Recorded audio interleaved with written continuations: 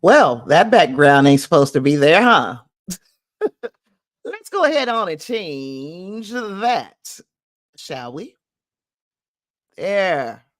That looks more becoming for Star Trek. So, what's up, everybody? Welcome back. We are going to be talking today on Engage Live about the Star Trek Discovery series finale. This one was called Life Itself. And I'm feeling all the feels right now because it's over. It's over, or at least this chapter is over. So we'll get more into why I say this chapter and why I think that some, if not many, of our main characters from Star Trek Discovery might be seen again. Hopefully. Hey there, Marge. Glad you made it back. So yeah, hopefully we. Hey there, Clarence.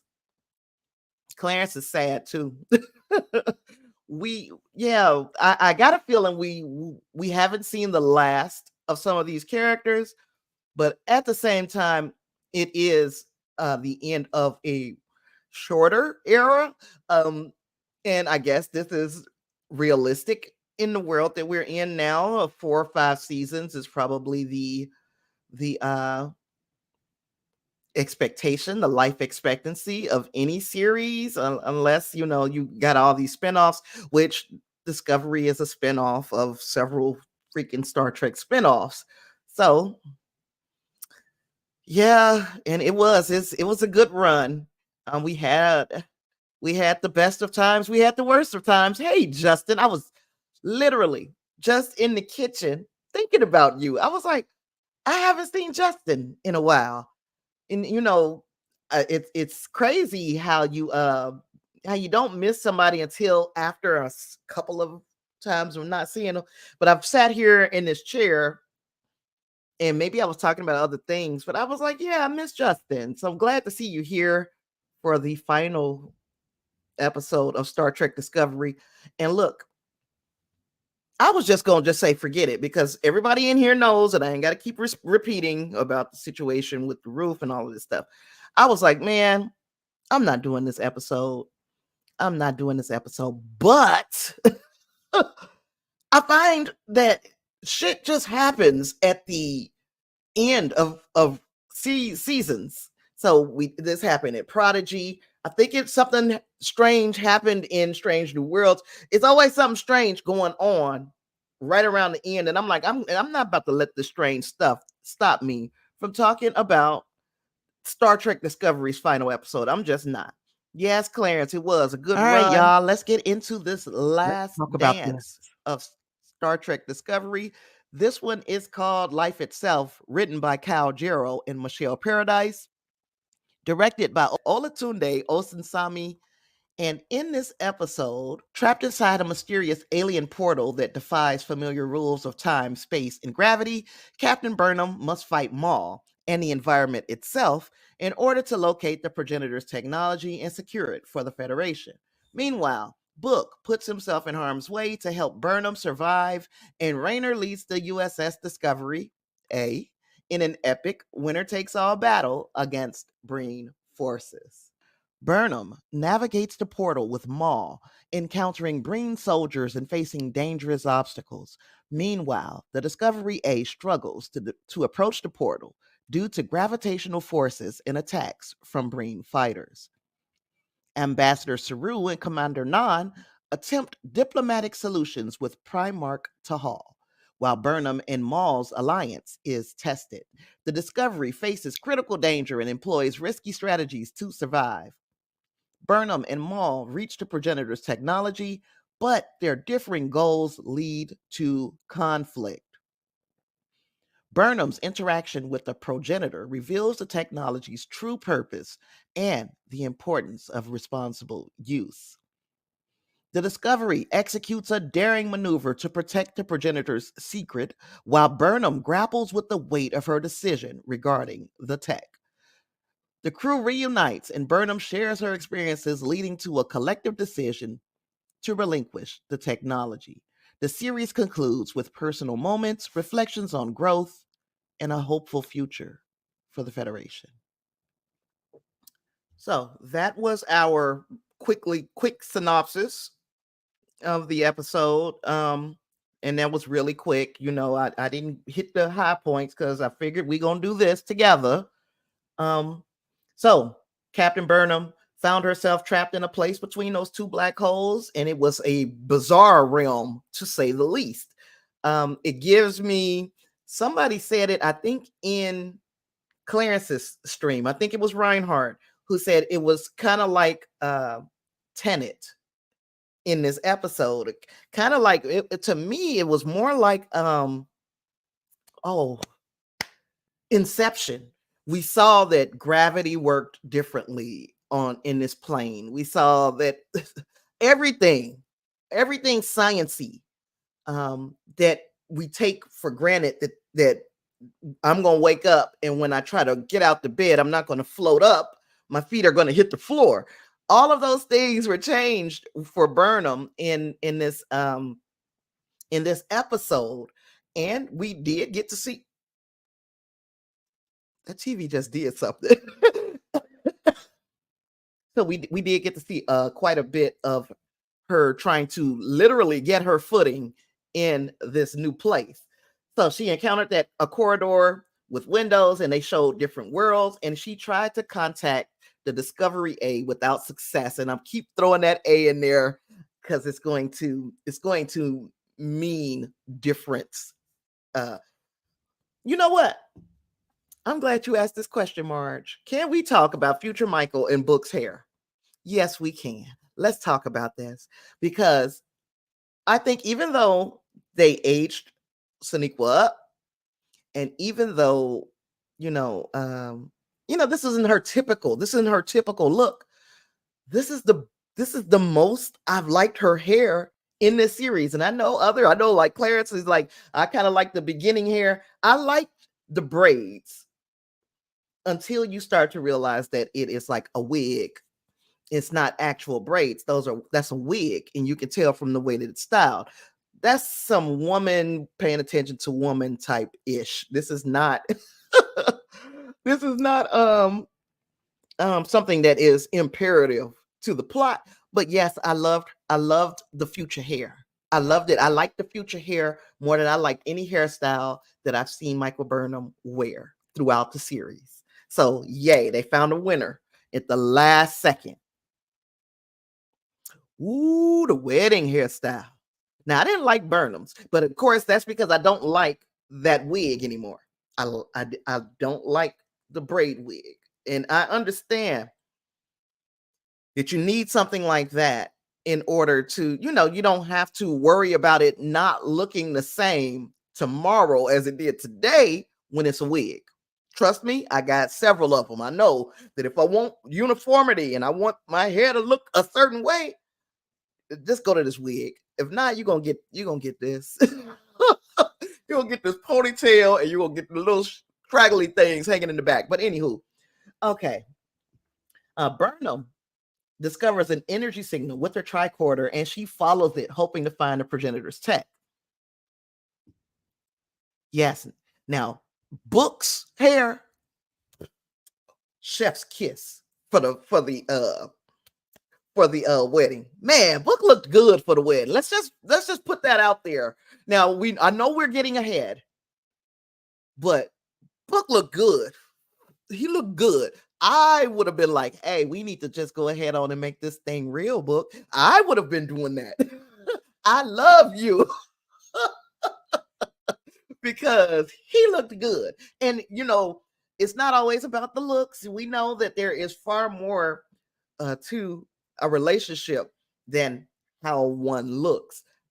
However, he's already proven that he's down like 4 flat tires in his behavior, not only throughout the seasons that we've gotten to know Book, but in this season, Book showed that he is like, no, I'm 10 toes down for Michael Burnham. 10 toes. So it is not going to be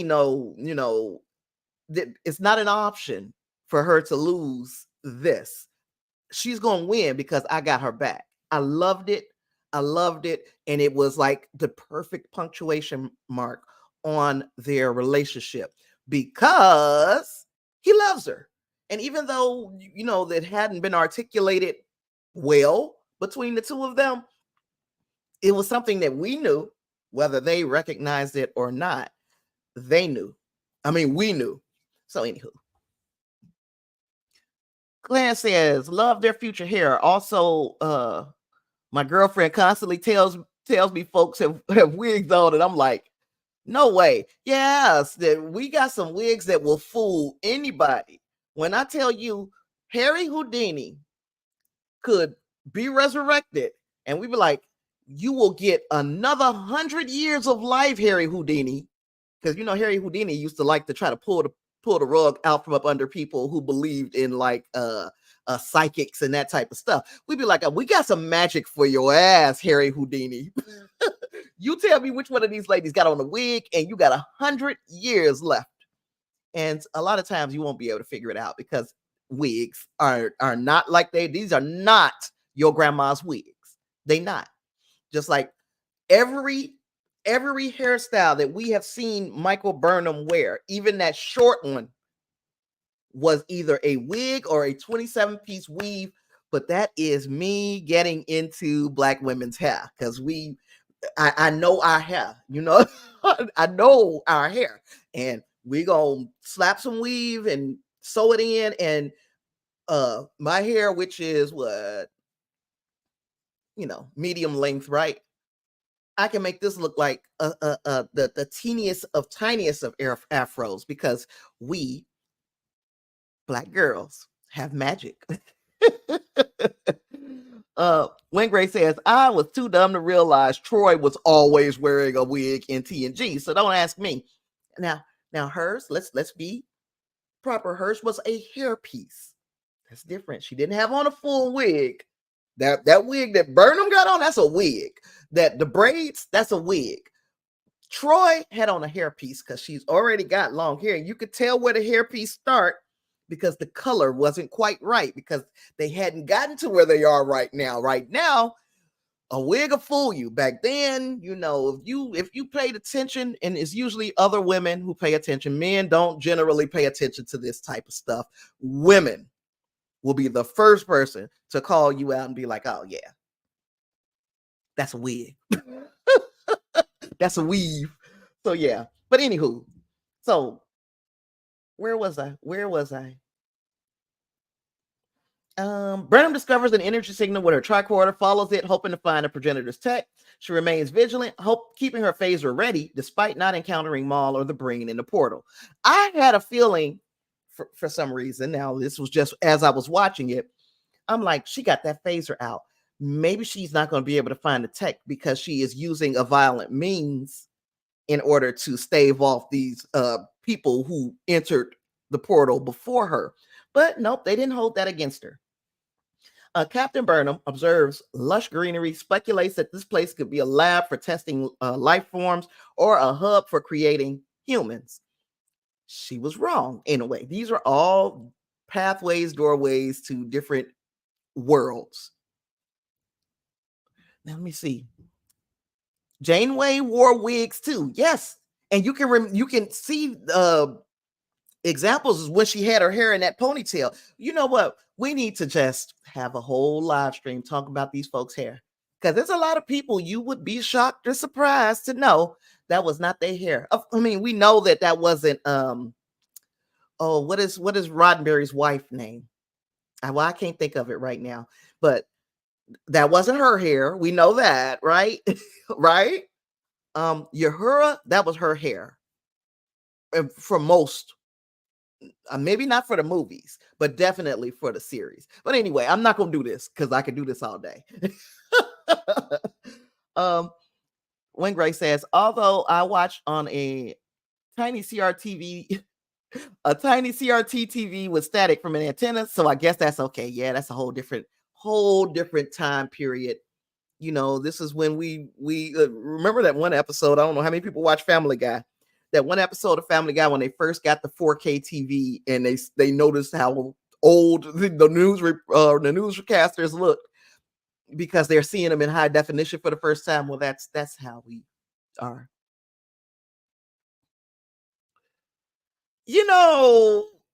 You need me to do a reaction to the bald black guys getting these dramatic makeovers. Some of them, yeah, you should have just left yourself the way you were. And then others, I'm like, wow, you just took a lot of time off of your face with just getting this man weave and getting this hair plucked from up out of your nose and getting your eyebrows arched. You know, that's catfishing. Hair in Trek live stream. Majel Barrett. That's why couldn't I think of that lady's name? But yeah, you know that was wig. Not Shatner's hair either. Shatner, but it actually looked more convincing than a lot of the women's wigs. Okay, so Captain Burnham, we talked about her finding that place and thinking that they were maybe going to test life forms or create humans there. She witnesses a leaf being sucked into the fluid-like barrier, and then it disappeared. All of these things adds to her curiosity, and it compelled her to touch the barrier, leading to a sudden storm. And then Burnham finding this dead Breen, and she kind of hid because she had landed kind of hard into this new realm that she was in, where she encountered another Breen. And this Breen wasn't in the mood for conversation. This Breen was just like, fight. And they fought. They got into this crazy fight in the middle of this windstorm. And Burnham lost her phaser, but she was still fighting. She managed to get the best of the Breen, which I'm like, how is she doing that when he is in full armor and she is just like, there ain't nothing between him and her but air and opportunity. But anyway, just when she thought she was safe, well, the wind picked Burnham up and blew her back to where she had fallen from. And the thing is, that took some sciencing on her part, but she had to realize that this wind is going to take me where I need to be. Just when she was safe, a third Breen showed up. Maul saved her by blasting it with her energy weapon. Maul was hurt. Burnham gave her the dermal regenerator. She's trying to, this is an act of good faith. I don't have to heal you. In fact, I can let you bleed out here and I don't have to worry about you anymore. But that's not who I am. We can get so much further if we work together. So she gave her that, and still, you know, Maul ended up still betraying her, and a little later. They kind of betrayed each other, but they decided to work together so that they can find a tech so that they can bring Locke back to life. Yep, Michael sympathized with her. She understood. And who wouldn't understand if you've ever been in love? What you won't do, do for love. So that is where we are. Maul is really proving that she will risk it all for love. Discovery A is having a hard time getting close to the portal because of the black holes. So Raynor and the bridge crew can't transport directly to the portal, so they have to get closer. They're running out of time because Primarch Sahal's fleet is coming, and there are still Breen fighters from the damaged Dreadnought attacking them. So at Federation headquarters, Admiral Vance briefs Ambassador Saru and Commander Non on Discovery's situation. Saru outlines a diplomatic plan to persuade Primarch Sahal to retreat without revealing the progenitors' power. Now, Vance questions the decision to disarm their shuttle because they went in there with no guns. Saru believes in diplomacy. Non volunteers to join Saru, emphasizing their connection to the Discovery crew. And again, once you travel 900 years, 800 some odd years into the future with a bunch of people, they are now your family. So the same way you would protect your family in this timeline, if somehow I ended up 50, 60, 70 years in the future, 100 years into the future, whoever I encounter, like almost immediately, like kind of like Book and Burnham, they damn near became family. They were all they had as they were couriers throughout the galaxy, waiting for the Discovery to fall into the future. They were all they had. So yes, he becomes your family. And now her other family, the Discovery, they made it into the future. And now she introduces the love of her life to freaking her family. And then he becomes family. So they're all family. Okay. Um, Inside the portal, Maul expresses frustration with the seemingly endless tunnel. She's in a hurry to get what she wants, which is her man back. She wants her man back. Burnham remains optimistic about finding the tech, assuring Maul of the Federation's support. Maul says she don't trust the Federation, she don't trust the brain, but Burnham tells her, hey, I saw a very bleak future if the brain were to get a hold to this tech. So it's in your best interest if I get it first. Burnham, after realizing that Maul probably ain't buying none of the stuff that she's trying to sell, Burnham attacks Maul. This is hence why I said they kind of betray each other, and that led to this fierce fight between the two of them inside the portal, which again I still thought would be something that would eliminate both of them from possibility of getting this technology, because they are already showing that they are kind of aggressive. The fight continues even after they return to the main path, because they battled through all these different environments with all this varying amounts of gravity, so you just don't know where you are and what science is there.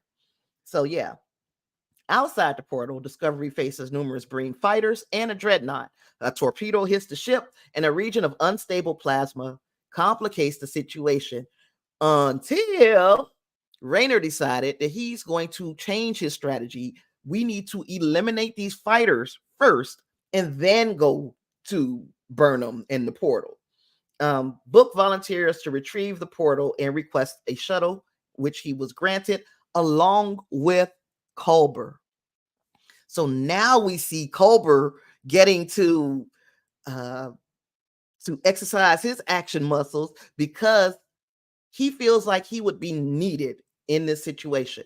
So I thought that Culber would be needed because something serious was going to happen to Book, and he just would happen to know that Book was going to get into trouble and that he was going to need medical assistance. But that wasn't it at all. Culber ended up retaining some of the knowledge deep on his subconscious level. He retained this information from the encounter he had with Janal when he had taken Janal's consciousness into his own. He remembered a number, and that is what became so important for Book during this mission. Now, Culber, how he knew this number, I think it was all on a subconscious level. I think he knew that he needed to be there. There was something pulling him there, and it was something familiar about it. And I believe it's because Janal had encountered this exact same situation before, and that Janal remembered in his subconscious what it took to get past the black hole situation, if I'm making sense. Marge said, love how Rayner uses cultural literature to decide to turn focus from the dreadnought to the fighter ships. Excuse me. And we're seeing that even all of that comes in handy. So you know something pretty much by osmosis. That is Culber knowing this number by osmosis. This is Rayner knowing how to defeat this Breen dreadnought almost by osmosis, is because of the legends that he had heard or the stories that he had heard before. Okay, so Discovery, let me see. Okay, Book Shuttle got this fancy shield booster, but it's not a magic wand. This shield booster will buy him some time without getting radiation sickness, but it's not promising that you won't get radiation sickness. Dr. Culber again shocks everybody by deciding to go with Book on this trip. Stamets is worried, but he supports his husband, and Culber reassures Adira that I'll be back, girl. Burnham and Maul are fighting it out in the portal, and it's getting them nowhere. They just fighting for no reason. Burnham tries to talk it out, letting Maul know she understands her loss and will help her find Locke. She'll help her restore Locke if it's possible. Maul is hesitant but agrees, though she keeps a device on her wrist and that same pattern buffer that has Locke's body in it. Book's shuttle makes it out of there, and the Breen fighters are all over them. So Raynor decides it's time to get aggressive. Tilly suggests, I love it when Tilly suggests. Tilly suggests using the plasma region against the fighters. Naya agrees, and they plan to light it up and take them all out in one go.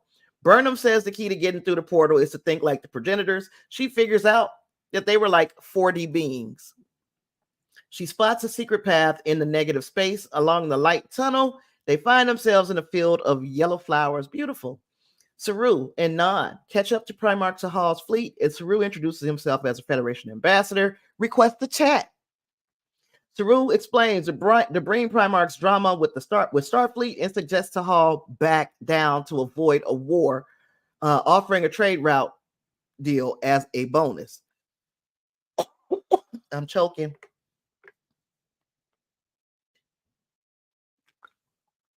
So, of course, Sahal is skeptical of all of this because, first and foremost, she thinks that Saru got to be out of his effing mind to be talking to her in such ways.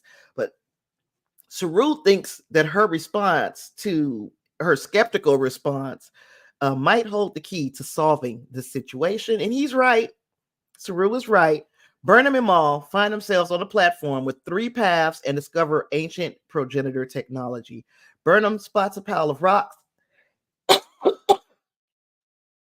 thinking it's a memorial, and a holographic interface appears showing triangle-shaped pieces.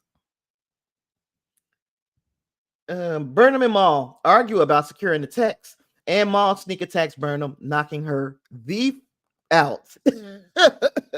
Maul brings Locke out of the pattern buffer because she is going to try to activate the tech, but she was unable to do that. She couldn't do it. It trapped her on that platform, and it sent this powerful energy disruption through the portal, which affected the black holes. On the Discovery's bridge, Raynor reports that the portal is sucking energy from a black hole, causing potential gravitational problems. Breen fighters chase the Discovery through a plasma region, but the Discovery shoots them down, only to face the dreadnought racing towards the portal.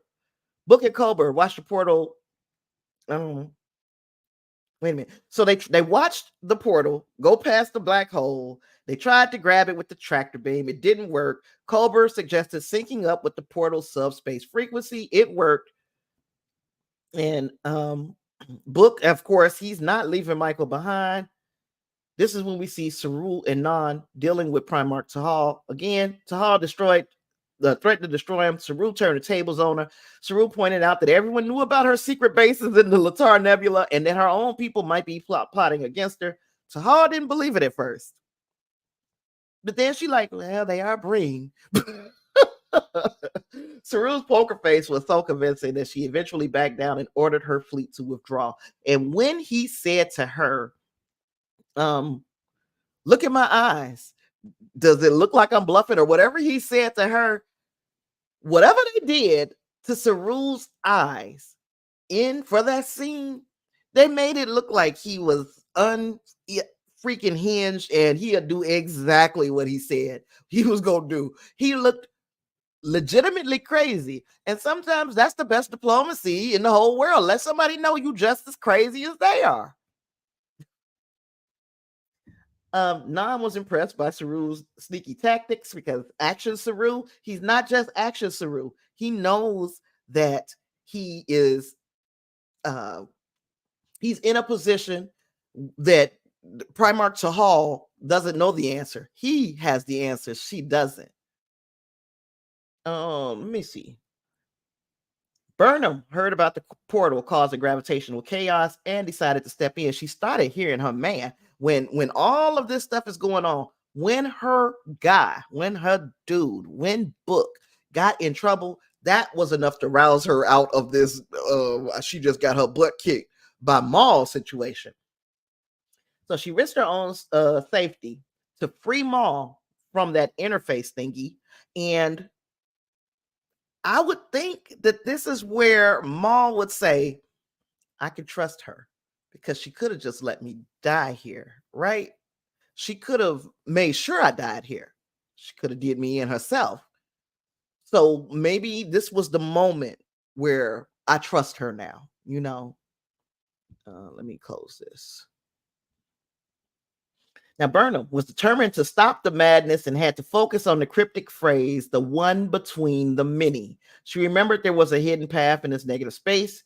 She started rearranging triangles on the interface until she made an empty triangle, which I was like, okay, girl, I see you. Because I would have showed did exactly what Maul did, would have built that doggone triangle, because I would have been looking at it just as what it was and not what it could be, what it wouldn't be, you know, as far as having all that negative space. So anyway, the progenitor, because we meet one now, she's not alive. So somebody was like, are we gonna meet a live progenitor? Most of us said in some way, shape, or form, yes, but she wasn't going. The progenitor might not be alive, and we were right. The progenitor offered to teach Burnham how to use technology. Burnham just wanted to know how to stop the portal from wreaking havoc because of Maul messing with it. Now, the progenitor goes on to explain the port. She explained the portal to Burnham and told her that this is a power bank to create new life, and that you are going to be the steward of this power bank because you solved all the riddles and you were able to make it this far. So you are the person who we are going to leave all of this this technology. We're going to leave it all in your hands. Now the progenitor did work. Wait a minute. The progenitor explained it. I told you that. Burnham inquires about bringing back the dead, but the progenitor clarifies it's not like cloning. They wouldn't be the same. You can clone in universe. You can clone somebody and then you can make them almost the exact same person. We saw that in several episodes of Star Trek where a person was cloned and they retained the memories of and I wouldn't say they were cloned, because you know we got the Riker, the Will and Thomas Riker thing, but they were two parts of the same individual, and they retained a lifetime of memories up until their separation, where the point where they separated, and then they started having their own memories. But the progenitor tells her that the person who came back would not be the same. It would be some Pet Cemetery type ish. The progenitor warns also that the technology could potentially be used as a weapon in the wrong hands. So she emphasized that this is why we're giving it to you, because you're the right hands and you won't use it as a weapon, will you? The progenitor reveals that their species did not create the worlds in the portal. So they are not. The progenitors themselves have progenitors. The progenitors themselves have creators. So what we are looking at in a way in this universe as a god also has a god, whoever made them. So of course the question has been left in the air. We don't know who made them. And I kind of appreciate the fact that we don't get all the answers. We got some answers. We didn't get all the answers. And the reason why we don't get all the answers is because of stuff like this. We would be nitpicking and it wouldn't be satisfactory to one person or the other. But right now, it looks like it's very satisfactory, at least to me, that we don't know who made the progenitors. We know the progenitors made seeded life throughout the galaxy, but what made them, right? And we can continue to go forth.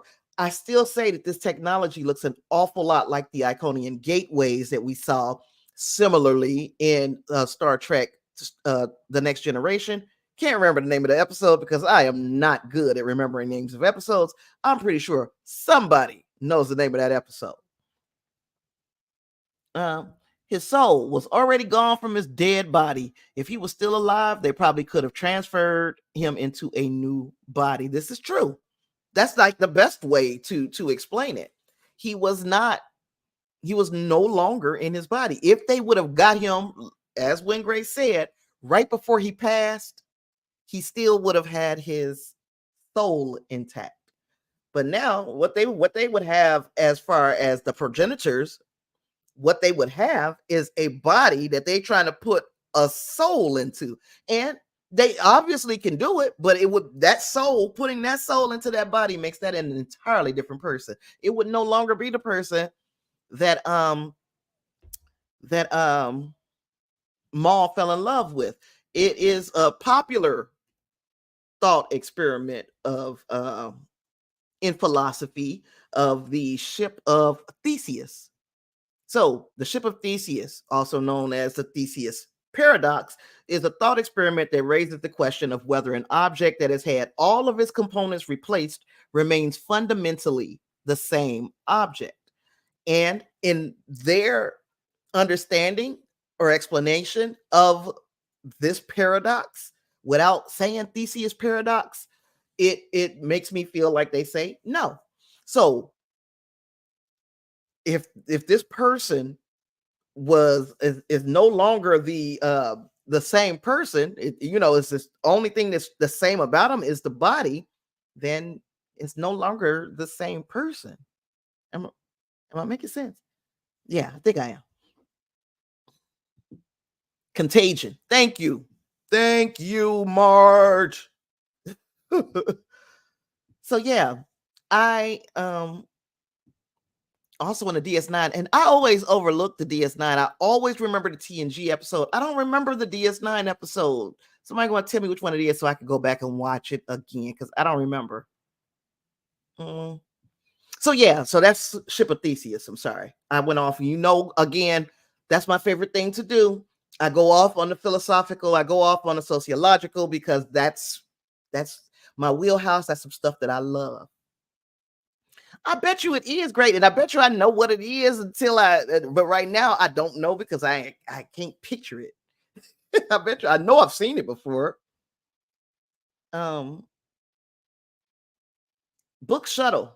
The shields are failing. Maintaining the connection to the portal is becoming more and more challenging. Culber chooses to stay despite Book's orders to beam to safety. Culber recalls something from Janal that might stabilize the portal. We talked about that number, the Jean Tower connection, providing that extra knowledge. Now, back on Discovery, they're trying to save Book's shuttle from this dreadnought. Rayner learns from Saru that a sneaky green scout ship is got their eyes on this whole situation. So I loved this plan, even though it was like, y'all gonna do what? Y'all gonna do what? So Rayner devises a plan to eliminate both the dreadnought and the scout ship to protect the progenitor's secret. Tilly proposes this risky spore drive maneuver, which Stamets and Adira say, yeah, that might work. And Rayner separates the saucer section from the rest of the ship. And all the nerds at one time, completely in orgasmic glory, were like, oh, because yes, we got a saucer separation. Separated that saucer, and they created a quantum entanglement field. And the plan involved jumping the dreadnought to the galactic barrier, ensuring safety, but stranding them far from this fight. In fact, it'll take them some decades to get back home. And Rayner was like, well, that's more than what they did for me. So shit, at least I left them with their life. But I loved it. I loved it. Rayner explained the plan to the crew and asked Saru to lure the scout ship closer to the dreadnought. Nan decloaks Saru's shuttle and engages the scout, initiating the final part of the operation. Everybody worked together so brilliantly in this episode. I loved it. To the death. That's the name of the episode, Marge. Thank you. Wingray says, and also mentioned in Voyager, but it was a prank on Henry trying to I remember that. Yeah, that jump maneuver was everything. So she went to Burnham. We back to Burnham. She back in that portal. We back in there talking to the progenitor.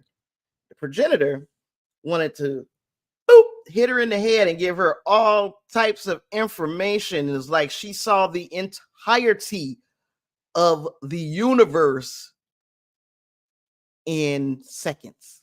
And she understood, I can't let nobody get this. Nobody, not me, not anybody needs this. We already have infinite diversity and infinite combinations. So we don't need anything else. But I'm not going to completely destroy this. I'm gonna throw it into I'm gonna throw it out here into this black hole. And if the creators of this tech is still around, they know where it is. They'll fish it out. They can get it. I didn't destroy it, honestly. I just got it out of all of our collective thinking. We don't know where it is anymore. But maybe the people who seeded, who made the progenitors, maybe if they want it, they can go because they've already proven that they'll use it for good, right? So because Burnham didn't think she was ready to be the steward of this technology, the progenitor is like, oh yeah, you're ready. But again, Burnham is concerned about this, the conflict that's going on by these black holes, and if something were to happen to her, the potential misuse of the tech. So progenitor tells Burnham, look inside yourself, find your motivation.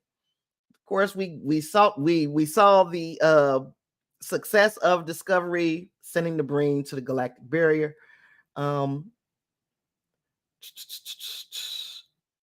Book shuttle stabilized the portal. Burnham and Maul beamed aboard. Burnham was grateful for Book for sticking with her, and Rayner informed them that Discovery was on its way to secure the portal. Well, no, I'm getting behind because I've already established that we're not keeping the portal. So let me go down deeper into my notes here. Burnham discussed the matter back at Starfleet headquarters with the support of her senior officers. Adira helped Stamets see the positive in them getting rid of this portal because Stamets is already dealing with losing one part of his legacy. He thought this was going to be something else that he could hang his hat on, and now that it's gone. But I feel like Stamets is going to have something to add to the Federation in the years that he's in now, because he really his thing is he wants a legacy. He wants his name to stay on people's lips after he's already gone. I feel that way too, so I understand Stamets. So Burnham addressed the crew, praising them for safeguarding the tech by sending it into the black hole. She also expressed confidence in the progenitor's ability to create more tech if needed, highlighted the galaxy's existing diversity. The portal went into the black hole. Bye. Discovery is like, okay, see you later, black hole. Bye. 2 black holes, and I will see you in the Starfleet Academy series. I know we won't. So Book visited Maul in sick bay, offered encouragement and support. Non-informed Book that Maul would be sentenced and supervised by Dr. Kovich, who has plans for her, right? Burnham met with Kovich, who closed down the Red Directive, gave Maul a choice about her future, had told her, hey, we will give you this. I mean, I can't say he gave her the infinity symbol thingy. He might have, though, but he had a job for her. And what's the job, Kovich? What if they weren't deliberately being coy, playing coy, I think we would have known something about the job. But I think the fact that we know Maul is going to be getting some type of work with Kovich in the future means to me that we'll probably see these people again. And like Clarence says, we'll see. I don't mean he said we'll see him, but I'm saying we'll see them in Starfleet Academy, hopefully. So Kovich presented Burnham with the Infinity device as a sign of respect. And then I might need you again, baby. You might hold on to that. Kovich also then revealed his true identity. And I think the one that got the closest to getting this guessing this right was Wingrace in his review. In his theory, not a review, in his theory, as he talked about who COVID might be. He said there was a point in the video where Wingrace said he's got some connection probably to the temporal war, and he's got some connections back in the 20 whatever century, because we know he has an affinity for things from that era. We find out that Kovich is Agent Daniels from the USS Enterprise, or from the Enterprise NX-01, right? Because he wasn't on the Enterprise with Spock and all that. He was on the Archer Enterprise, and he was there because he served a purpose and he needed them to move about the centuries. And the thing is, I had always thought that we could find out that either that he was a Section 31 head, which is where I was like hanging my hat, or that he has some connection to the 23rd century, because everything, he just had so much that where he had so much that was from that era. Yeah, you was wearing suits, eyeglasses, just the things that Kovich, that made Kovich, the paper, all of these things was like, he's not from this time. He's from a different era.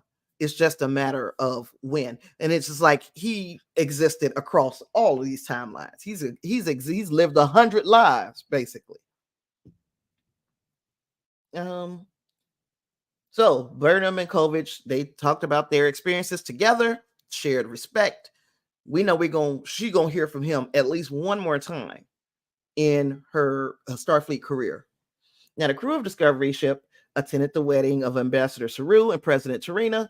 The new couple expressed gratitude for everyone's attendance, spoke about the interconnectedness of everything. Rayner and Tilly discussed Rayner's transformation since being first officer and his support for Burnham.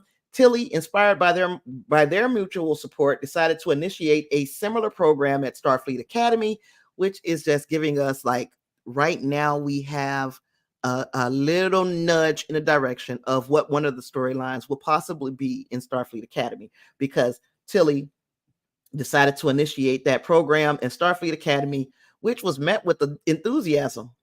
And Captain Burnham was delighted to see her crew, including Book, who arrived late, but he looked good as hell. And they all had all of these stories, and they all got back together. We got to see the new bridge crew that we've come to, at least I've come to really enjoy and really love in this season of Discovery. And we also saw Owo and Detmer and Bryce and Reese. We got all of them too.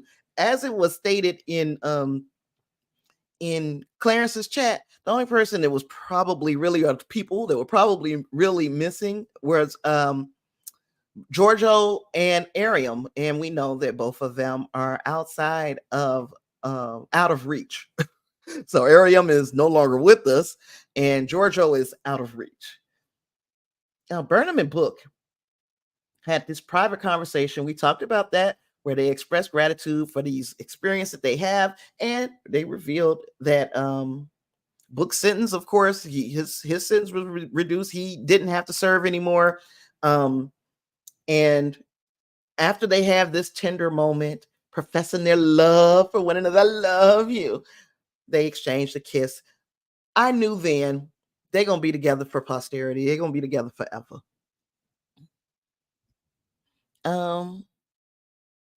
Wingrace is a genius. Wingrace didn't go as far as to think Daniels himself, though, but that you was close enough, dude. Because I feel the same way about me with the Borg in Picard. Yeah, I kept saying it was going to be God, y'all know who I'm trying to think of. Not Vox. Why can't I think of his name? But anyway, I thought it was going to be the Picard Borg. But it wasn't him. It was still the Borg. So, you close enough. Shit, if anybody getting flowers for this, it's you, buddy.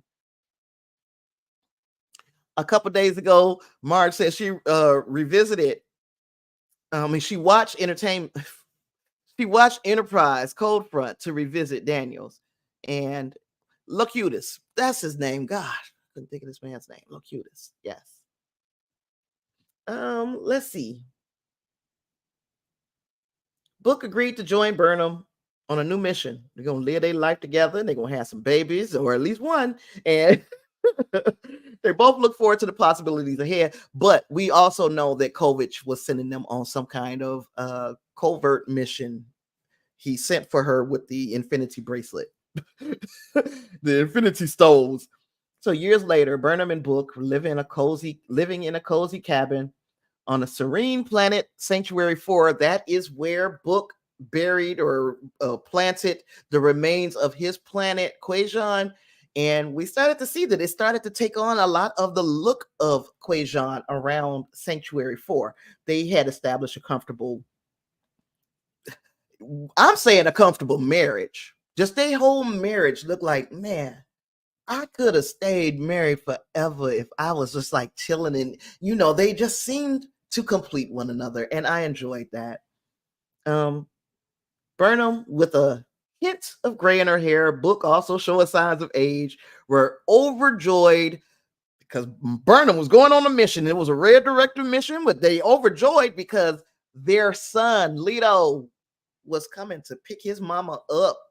He was going to escort her back to the Federation headquarters, and they had a good talk while they were together. Now, I also enjoyed for that little brief moment, Leto or whatever his name is, Leto.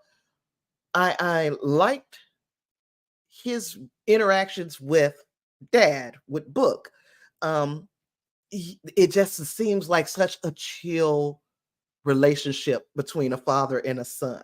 So, yep, we then got past the tough part of raising you to be the man that you need to be. Now we can be friends, and they seem to have that friendship, that camaraderie that I love to see between men, but also especially, and I'm showing my color here, but especially black men. I love to see that black men can be a bit more vulnerable with their children, because for a long time it was taught hands off, don't touch, you don't do this to your son, you don't give your son kisses, you shake his hand. No, you hug your son, you give him a kiss, y'all come up with a handshake that is equivalent to a kiss. I loved it all. I loved all of that.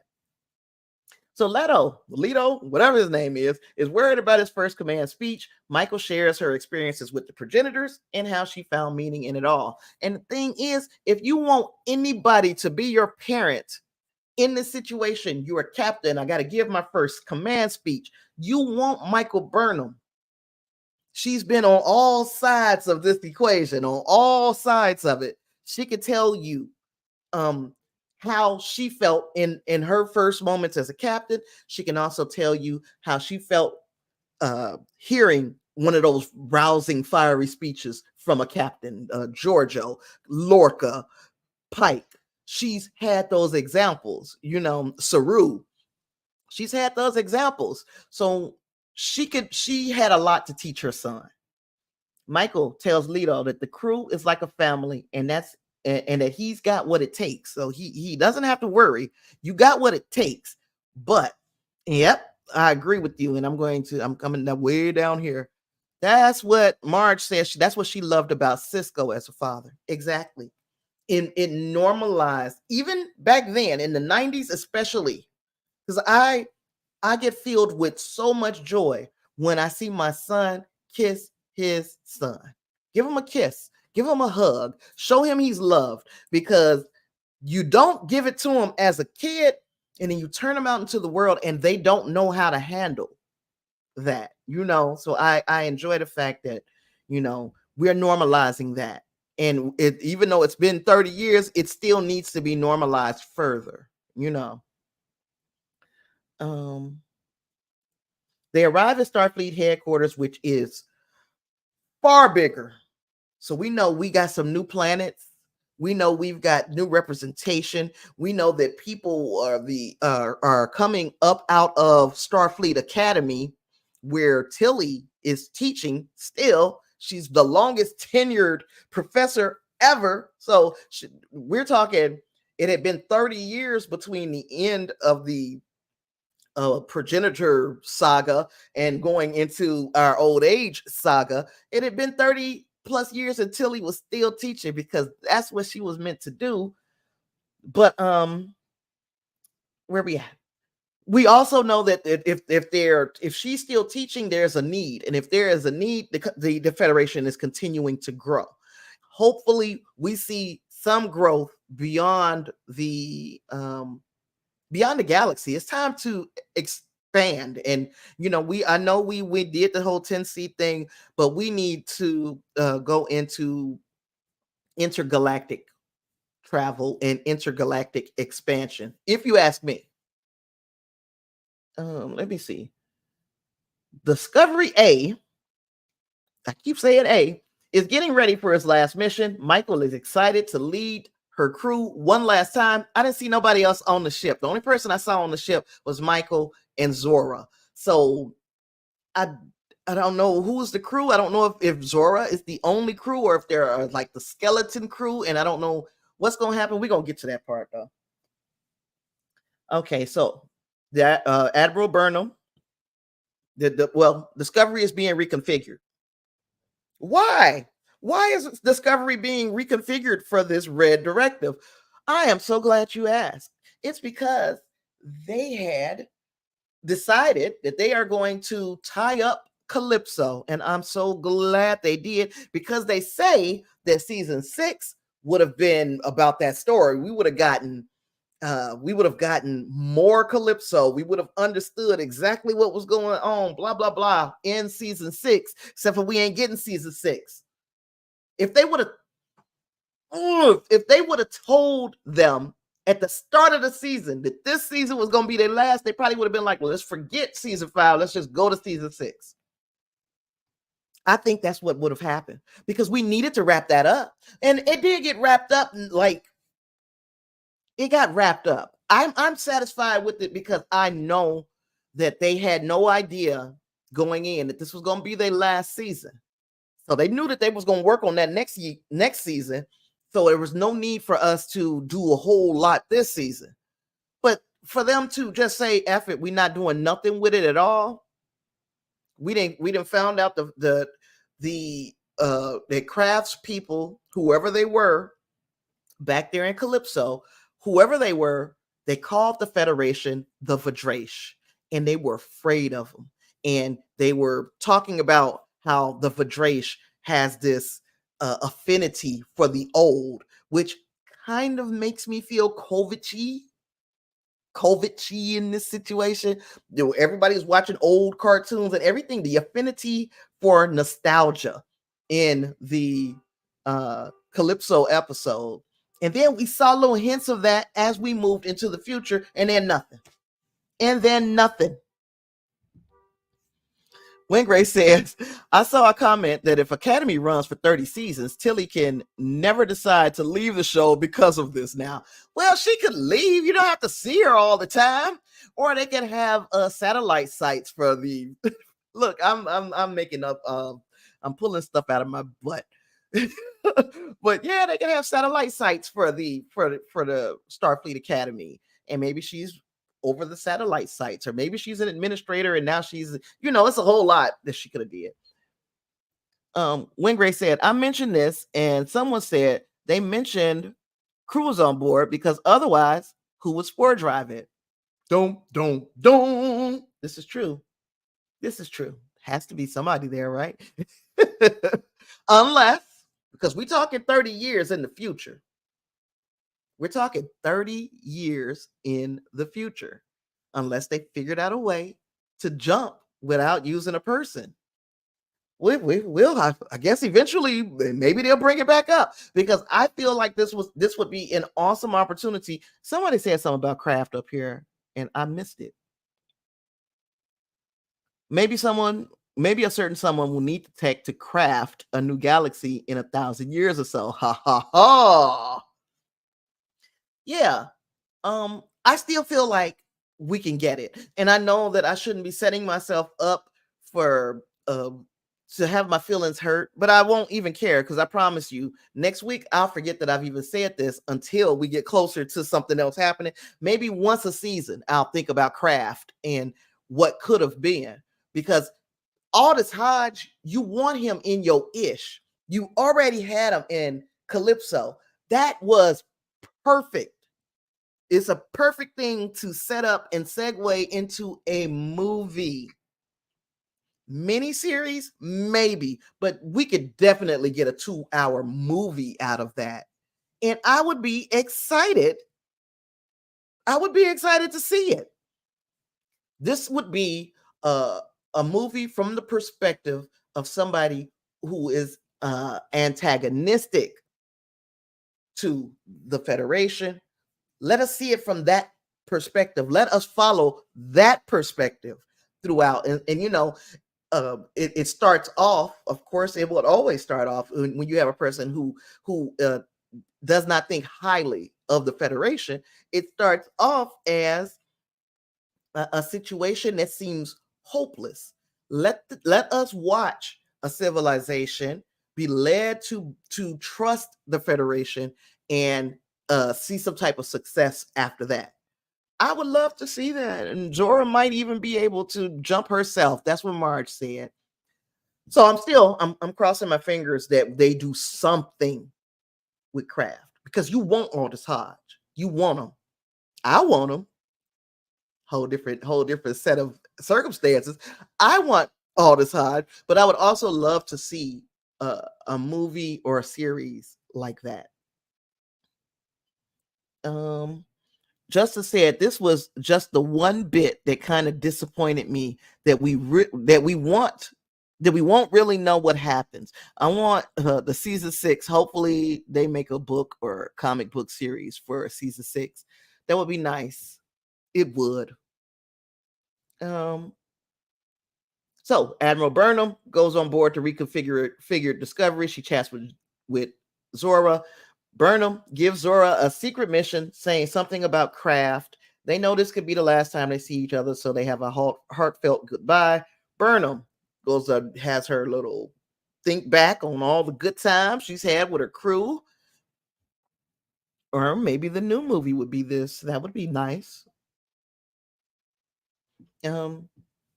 With a quick let's fly. Oh, we heard it for the last time, y'all. And I feel like I didn't hear it enough throughout the series. But with a quick let's fly, the Discovery takes off on its final mission. Burnham, feeling nostalgic, focused on the mission ahead, and Discovery, now without the A, because the little robots took that A off and they reconfigured it not to something updated, but right on back to the way it was when it first jumped into the future. They made it right back to that. And they're like, okay, now we're going to send this ship. Is it 1,000 years into the future? They're going to send this ship 1,000 more years into the future. And then something happens with Craft. I am so interested in knowing what the hell was going on with Craft and his people. Even though Calypso, out of the short treks, my absolute favorite, maybe my second favorite was the one with Harry Mudd, and I think I always say that, and I cry every time I watch the one with Saru. I cry because I feel Saru. I feel like, oh gosh, I don't want to go into it, but I did that one. That episode made me feel.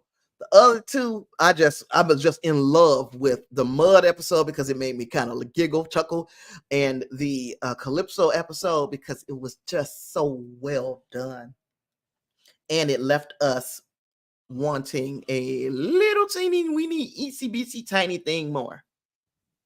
It's going a long way through that 1,000 years. Yep, yep, yep.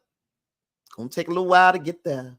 Wherever you going, Zora. Oh, it's just Anyway, so Discovery activated a spore drive and it disappeared into space. And that was the episode, y'all. Damn, I talked all the way up till 5:45. I am going to, or 5:36. I'm going to give you my 4.7. What did I say yesterday? Did I say 5? Yeah, I said 5. So this is a 5 for me. This is a 5 because I gave my rating on in Clarence's chat yesterday. So yes, I I I I agree. The characters are young enough to have more stories. If doing it and doing it well, they can have more stories. And as many of us said, I think we're going to see many of these characters in Starfleet Academy. Maybe not all, but many of them. I can't imagine going through Starfleet Academy and not seeing Vance, not seeing Rillick, not seeing Kovich, not seeing Burnham. Maybe, maybe not right away, but eventually seeing Burnham because they're going to eventually send their son to Starfleet Academy, right? So it's just there are so many things and to like figure out what happened with all the rest of the crew, like who else got married and who else had babies and um who else is I didn't talk enough about Saru and Tarina's wedding, and I don't think I talked enough about it because I didn't see enough of it. I saw enough of it to see, man, they look good, they happy, their friends are happy for them. They looked really nice. I'm talking Saru and Tarina looked really good for their wedding. 5 out of 5 separated sauces. 5 out of 5 wedding cakes. We now need the Adventures of Zora. Yes, we need all of that. And I don't know what you was dually doing, but I guess. um, yeah, so 5 out of 5. 5 out of 5. This was a perfect ending to me. And I mean perfect as in we didn't know it was gonna be the ending. They did what they had to do to give us closure. And I gotta live with that. They did the best they could with the situation that they were handed. And if this were a planned final season, I would have probably expected a little tiny bit more. But because they had to do things in such a tacked on, crazy manner, I'm okay with it. I'm gonna pick up last comments and then I'm gonna dip out of here because in a few minutes I'm gonna be coming back to do the final stream of the night, which is Doctor Who Dot and Bubble. I'll pick up y'all comments and then I'm going to do that. When Grace says, I actually think we might see a quick calm call out between Tilly and Michael in episode 1 in the same way all Stargate spin-offs have Jack and Daniel cameo. That's a good idea. Yes, good thought. Justice says, I really liked this season. The writing was very good and the acting was great. 5 out of 5 this season. It was a great story. Love it. And Clarence is agreeing. He would love to see what Wingrace was just saying. Thank you. Thank you, Marge, for being here. Thank you for being a mod throughout this season. Y'all made it to the end of a season. And yeah, we're gonna come back and do Doctor Who. And I guess I'm sounding like Clarence now, huh? There was some news that we probably should have been talking about today, but I jumped in with both feet. And because we got so much, I have so many streams planned for today. Maybe I'll do an unscheduled sit down. So one day, maybe tomorrow, depending on how long they get in here tearing this place up. But maybe tomorrow, maybe sometime this week, we're gonna discuss the news because the news is still changing daily as far as what we know about what's going on there. So that's all I got. I'm going to see you if you're watching Doctor Who. I'm going to see you over at the Doctor Who live stream. We got 2 of them tonight, y'all. You got mine at whenever this is over. And then you have Clarence along with Kyle and Lee at 7:30. 7:30 my time, 7:30 Central. So let me see. You said you dropped the video while I was live. Ain't that some ish? um, what was I going to say? Clarence. I might want to talk to y'all tonight. Ask Kyle and Lee if they would mind me coming on tonight with y'all. We'll see after this last stream exactly how I'm feeling though. So it's been fun, y'all. And thank you for hanging out with me for an entire season of Star Trek Discovery. And I'll see you in the next one. Live long and prosper. Peace.